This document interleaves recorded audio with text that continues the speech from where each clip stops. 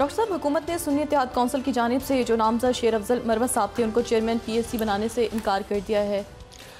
कोई फ़र्क नहीं पड़ेगा। इतनी कशीदगी है इस पूरे सियासी अरेंजमेंट में, इतनी कशीदगी है। अभी देखें इसमें इस्टेब्लिशमेंट का क्या रोल होगा, आगे अदालतों का क्या रोल होगा, पार्लियामेंट क्या शक्ल लेगी, किस तरह से इसकी सूरत गरी कैसे होगी। जो सबसे देखें, जो तहरीक इंसाफ या जो अपोजिशन के बयान उनको नहीं आप साइड पे करें। जो मुस्लिम लीग नून के अंदर जो पॉलिटिकल वर्कर है ना,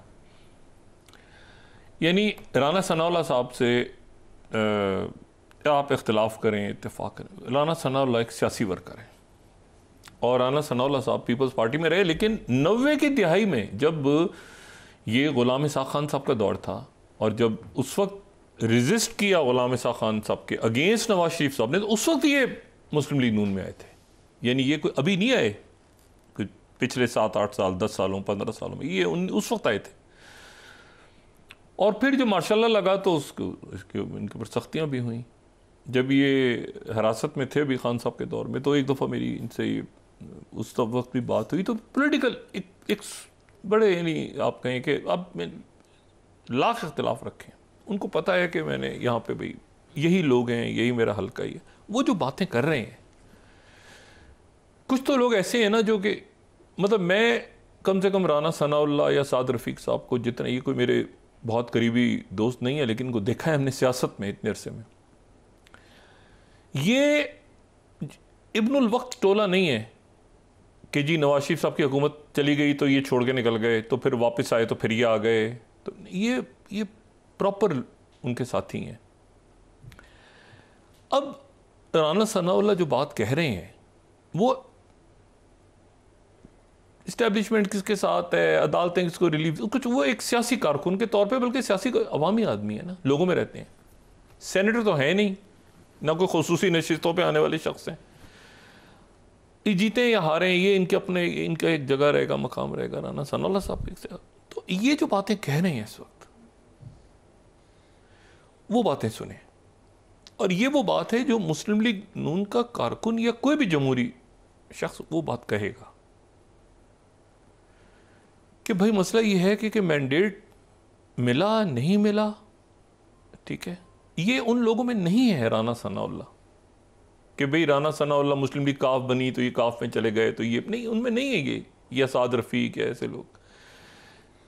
मतलब है कि ये वो लोग हैं जिनको पता है कि भाई ये तो सीटें जो हैं और हुकूमतें तो आई गई चीज़ें हैं, लेकिन ये कि हमने सियासत करनी है, तो कल को जो है वो हमने ये देखें। राना सनाउल्लाह साहब जब के ऊपर जब ये पड़ा था, ये जब ये मुनशियात बरामद हुई थी, मुझ समेत आप मुझे बताएं, इसमें तो हमने खुल के बात की थी कि सवाल ही पैदा नहीं होता था इतने से डब्बे में इतनी सारी मुनशियात निकल आएँ और एक आदमी यहाँ पे इतनी बड़ी क्या कहना चाहिए कि मोटर हाईवे पे उसको पकड़ा है।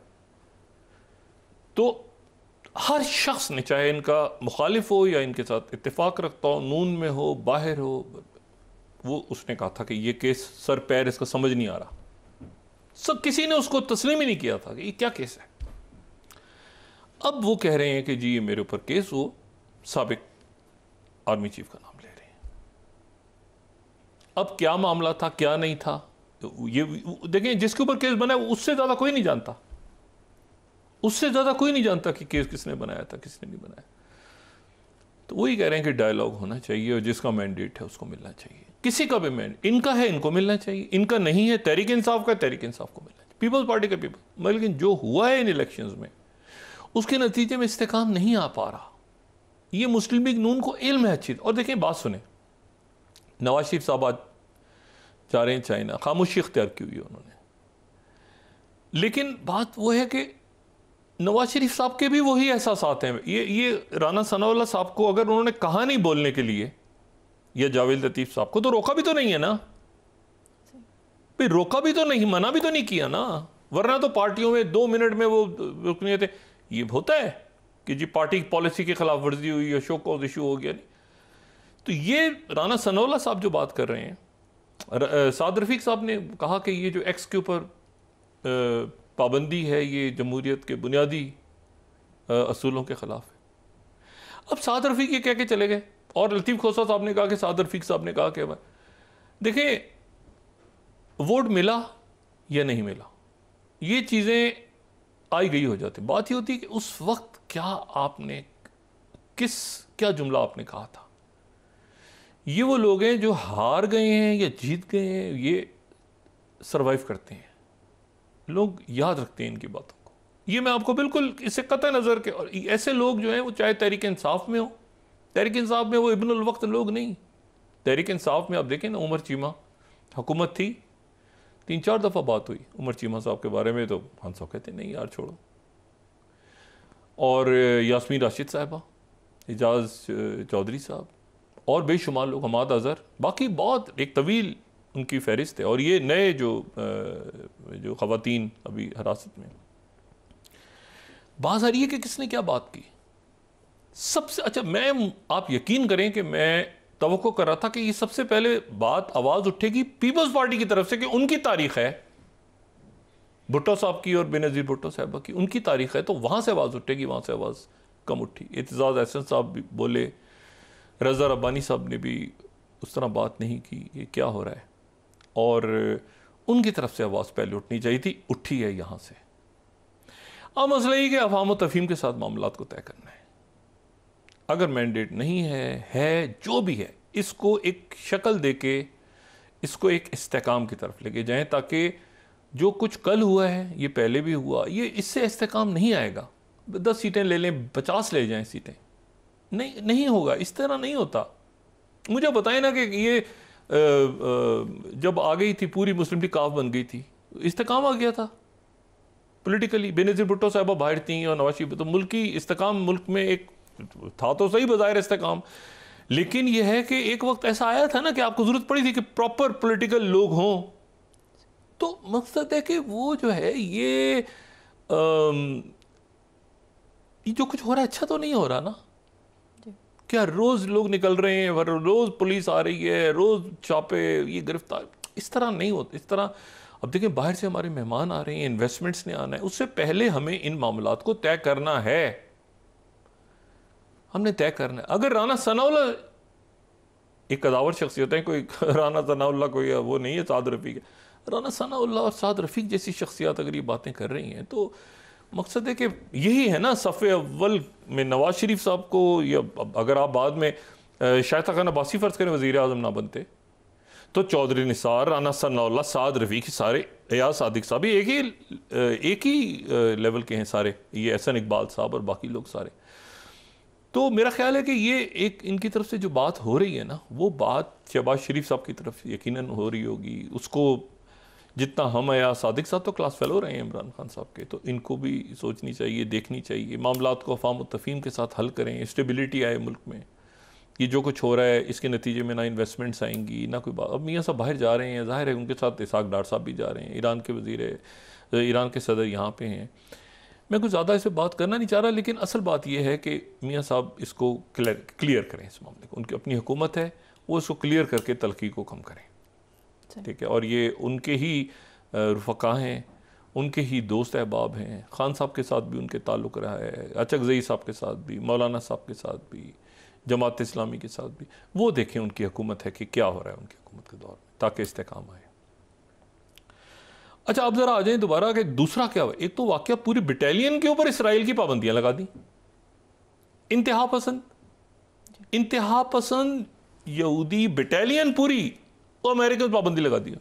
पाबंदियाँ अमेरिकन, पाबंदियाँ शख्सियात पे नहीं, पूरी बटालियन पे, पूरी इसराइल की फ़ौज की बटालियन पर पाबंदियाँ। और सना मिलिट्री इंटेलिजेंस के सरबराह मुस्ताफ़ी। उसके बाद जनाब उनकी एक फ्रांस की साबिका वज़ीर ख़ारिजा हैं, कैथरीन उनका नाम है, ठीक है। अच्छा, कैथरीन जो हैं, कैथरीन कोलोनो, ये कैथरीन कोलोनो को अक़वाम मुत्तहिदा ने इस बात की ज़िम्मेदारी लगाई कि जी जो इसराइल की तरफ से इल्ज़ामात आयद हुए हैं, इसराइल ने इल्ज़ामात आयद किए थे कि अक़वाम मुत्तहिदा की जो रिलीफ एजेंसी है उसके कई एहलकार मिले हुए हैं हमास के साथ, और उसके बाद फिर अमेरिका समेत कई मुल्कों ने अक़वाम मुत्तहिदा की जो रिलीफ एजेंसी है उसकी इमदाद बंद कर दी थी, और वहाँ पे लोग चीखते रह गए थे कि खुदारा इसकी इमदाद को बहाल किया जाए, इसको जो है वो इन्हीं के रास्ते, और ये इसराइल ने भी जनाब इनको मंदिर नहीं जाने देंगे, इनके लोग निकाल दिए थे बाहर और सारा पाबंदी। अब जनाब ये जो खातून इनकी जिम्मेदारी लगाई, बड़ी काबिल और बड़ी बाइज्जत इनका जो नाम है कैथरीन कोलोनो का, ये नाम बड़ा एक ज़बरदस्त नाम है। अक़वाम और सारे मुल्कों ने एग्री कर लिया कि जी ठीक है हम इनके नाम पे मानते हैं। ये तहकीकात इन्होंने जो 3 नॉर्डिक ममालिक हैं, नॉर्वे, डेनमार्क, स्वीडन, उनके जो सबसे बड़े तहकीकाती इदारे हैं, फौजी नहीं, जो रिसर्च इंस्टीट्यूट्स हैं, उनके लोगों को साथ मिलाया और एक बहुत सारे लोगों के इंटरव्यूज़, बयानात, मुलाकातें, सब कुछ करके एक रिपोर्ट बना के पेश कर दी अक़वाम मुत्तहिदा के सेक्रेटरी जनरल, और वो रिपोर्ट आज आ रही है, या आ गई है, या आने वाली है किसी भी वक्त, अभी 1-2 घंटे में।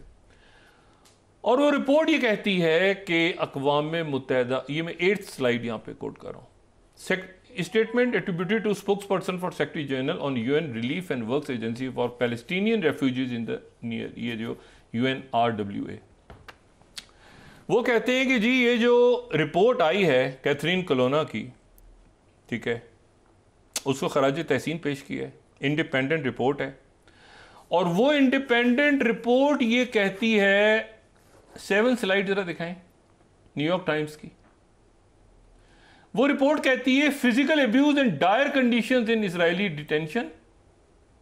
और फिर गार्डियन दिखाएं जरा 6th, Israel has yet to provide evidence के उनका कोई ताल्लुक था, कोई ताल्लुक नहीं था।